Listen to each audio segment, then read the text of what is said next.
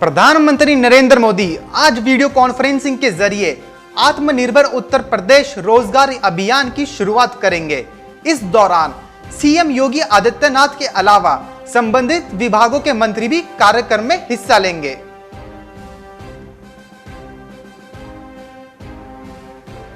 बारह अगस्त तक नियमित रूप से चलने वाली सभी मेल, एक्सप्रेस, यात्री और उपनगरीय सेवाएं रद्द। रेलवे बोर्ड ने तय किया कि 1 जुलाई से 12 अगस्त के बीच इन गाड़ियों में यात्रा के लिए बुक किए सभी टिकट रद्द रहेंगे। दिल्ली में आज फिर बढ़े पेट्रोल डीजल के दाम।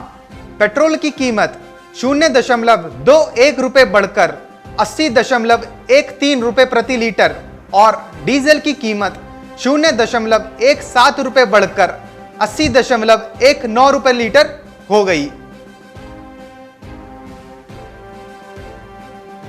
बिहार में गुरुवार को आकाशीय बिजली गिरने और आंधी तूफान से भारी तबाही हुई।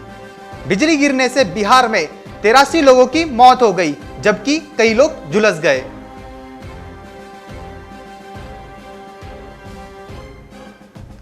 देश में कोरोना का कोहराम जारी है।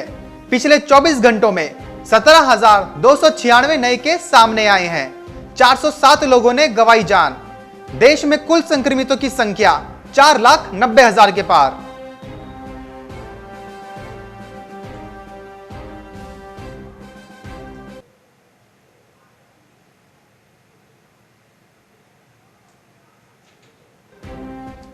कोरोना महामारी और लॉकडाउन को लेकर दुनिया आर्थिक मंदी की चपेट में है। शेयर बाजारों में अनिश्चितता का माहौल है।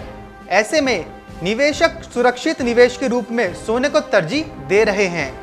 इससे सोने के रेट में अभूतपूर्व तेजी देखी जा रही है। पिछले दिनों सोने की कीमत रिकॉर्ड ऊंचाई पर पहुंच गई।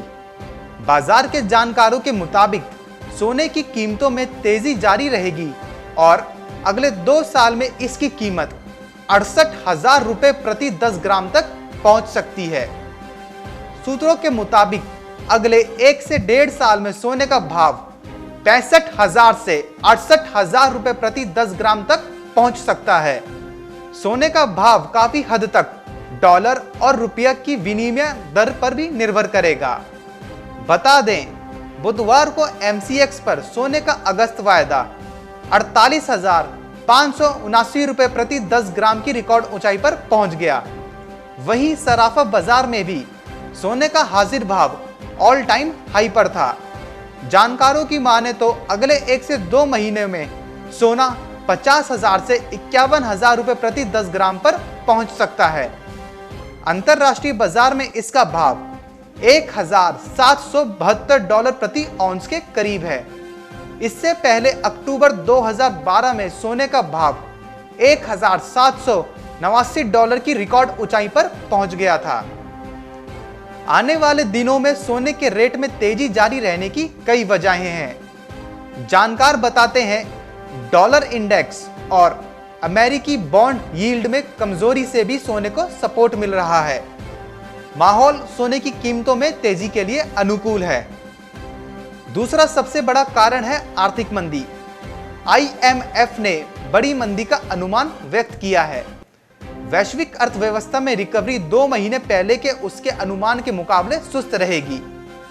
आईएमएफ ने इस साल वैश्विक उत्पादन में 4.9% और उभरते बाजारों के उत्पादन में 3% की कमी आने का अनुमान व्यक्त किया है। वहीं उसने भारत की जीडीपी में भी 4.4% की कमी आने का अनुमान व्यक्त किया है। आईएमएफ का मानना है कि महामारी और लॉकडाउन का अर्थव्यवस्था पर बड़ा असर पड़ने वाला है।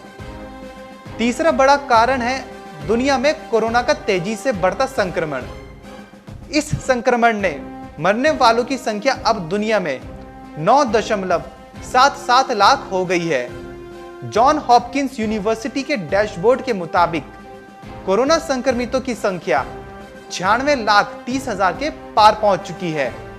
ब्राजील और भारत में अब भी संक्रमण के मामले तेजी से बढ़ रहे हैं।